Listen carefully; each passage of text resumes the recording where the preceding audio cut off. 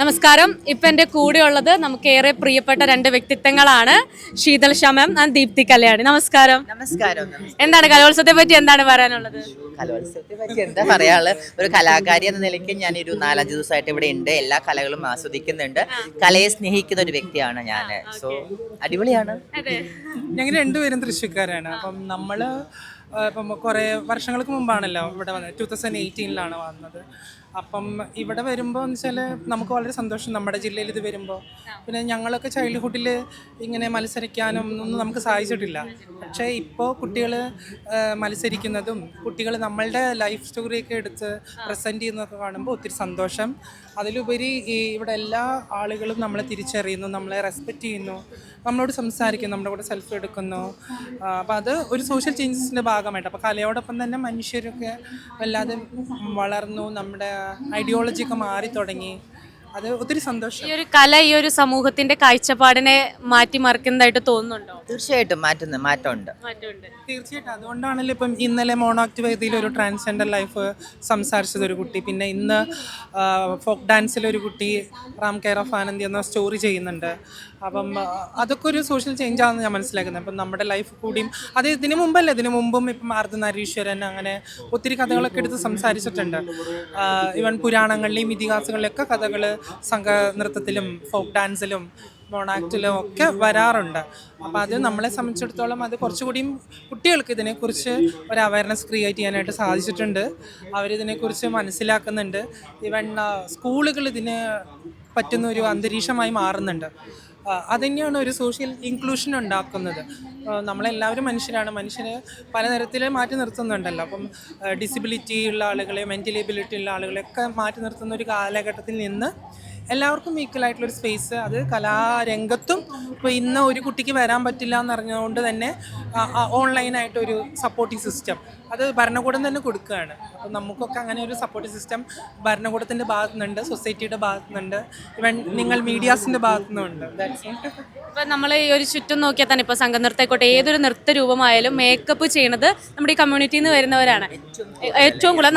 നന്നായിട്ട് എന്ത് രസമായിട്ടാണ് ചെയ്യുന്നത്. അപ്പോൾ ആ ഒരു ഇതിനെ എങ്ങനെയാണ് നോക്കുന്നത്? അല്ല, എപ്പോഴും വളരെ ടാലൻ്റുള്ള ആളുകളാണ് ട്രാൻസ് വ്യക്തികൾ. പക്ഷെ ഇപ്പോൾ നമ്മൾ പണ്ട് കാലങ്ങളിലൊക്കെ നൃത്തം അധ്യാപിക്കുന്ന ഒത്തിരി ട്രാൻസ് വ്യക്തികൾ ഉണ്ടായിരുന്നു. അപ്പോൾ അവരുടെ ഐഡൻറ്റിറ്റിയിൽ അവർക്ക് നൃത്തം അഭ്യസിപ്പിക്കാൻ പറ്റില്ലായിരുന്നു. പക്ഷേ ഇന്നിപ്പം സഞ്ജനയെ പോലെ, സിയ പവലിനെ പോലെ, അദ്രിജയെ പോലെയൊക്കെ ഒത്തിരി ട്രാൻസ് ഡാൻസ് ടീച്ചേഴ്സ് ഉണ്ടാവുന്നുണ്ട്. അവർ കുട്ടികളെ പഠിപ്പിക്കുന്നുണ്ട്. അവർ കുട്ടികളെ പല ജില്ലയിലും സ്റ്റേറ്റിലൊക്കെ കൊണ്ടുവരുന്നുണ്ട്. അത് മാത്രമല്ല, ഇപ്പോൾ മേക്കപ്പ് ആർട്ട് ഡിപ്പാർട്ട്മെൻറ്റിൽ, ഗാനരചന, മ്യൂസിക്, ഇതിലൊക്കെ ഈ കമ്മ്യൂണിറ്റിയിൽപ്പെട്ട ആളുകളുണ്ട്. അപ്പോൾ അത് വലിയ സോഷ്യൽ ചേഞ്ച് ആണെന്നാണ് ഞാൻ കരുതുന്നത്. കാരണം അങ്ങനെ വേണം. ഇപ്പോൾ സൊസൈറ്റി മാറുന്നതോടൊപ്പം തന്നെ നമ്മുടെ കലയുടെ ആവിഷ്കാരവും കലയുടെ പിന്നിലുള്ള ടെക്നോളജിയും മാറുന്നത് പോലെ തന്നെ ഇത്തരം കാര്യങ്ങളും മാറുമെന്നാണ് ഞാൻ കരുതുന്നത്. ഇനി വളർന്നു വരുന്ന ഒരു യുവതലമുറയോട് എന്താണ് പറയാനുള്ളൊരു സന്ദേശം? എന്താണ്? സീരിയസ്ലി എനിക്ക് കൂടുതൽ സംസാരിക്കാൻ അറിയില്ല. രണ്ട് സ്റ്റെപ്പ് എന്തെങ്കിലും ഡാൻസ് അതുപോലെ എന്തെങ്കിലും കാണിക്കാം. 2 സ്റ്റെപ്പ്. ശരിക്കും ഞാൻ ക്ലാസിക്കൽ ഡാൻസർ അല്ല, ഞാനൊരു ഐറ്റം ഡാൻസർ ആണ്. പക്ഷെ എനിക്ക് ഡാൻസ് ഭയങ്കര ഇഷ്ടമാണ്, ക്ലാസിക്കൽ. കാരണം ഞാൻ ഗുരുവായൂരപ്പൻ്റെ മണ്ണിലാണ്, എൻ്റെ നാട് ശരിക്കും ഗുരുവായൂരാണ്. പക്ഷേ തൃശ്ശൂർ ജില്ലക്കാരി ആയതുകൊണ്ട് എപ്പോഴും തൃശ്ശൂർ ഉണ്ടാവാറുണ്ട്. പിന്നെ ഭരതനാട്യത്തെ ക്ലാസിക്കൽ ഇഷ്ടപ്പെടാൻ കാരണം എന്ന് വെച്ച് കഴിഞ്ഞാൽ ഏറ്റവും കൂടുതൽ നമ്മൾ അരങ്ങേറ്റം കാണുന്നത് ഗുരുവായൂർ അമ്പലത്തിൽ മേൽപ്പത്തൂർ ഓഡിറ്റോറിയത്തിലാണ്. അപ്പോൾ അവിടെ ചെന്നിരുന്നിട്ട് ഒരുപാട് തവണ ഇങ്ങനെ അരങ്ങേറ്റം കണ്ട് അപ്പോൾ ഈ കലകളിൽ ഭരതനാട്യത്തിലൊക്കെ ക്ലാസിക്കലിലെ മുദ്രകളും അങ്ങനെ ഒരുപാടൊക്കെ എനിക്ക് അറിയാം. എനിക്ക് ആഗ്രഹമാണ് കളിക്കാനായിട്ട്. നോക്കാം, ചിലപ്പോൾ എൻ്റെ ഒരു അരങ്ങേറ്റമൊക്കെ കാണാം. അതങ്ങനെയാവട്ടെ. ഇഷ്ടപ്പെട്ട കലാരൂപം ഏതാണ്?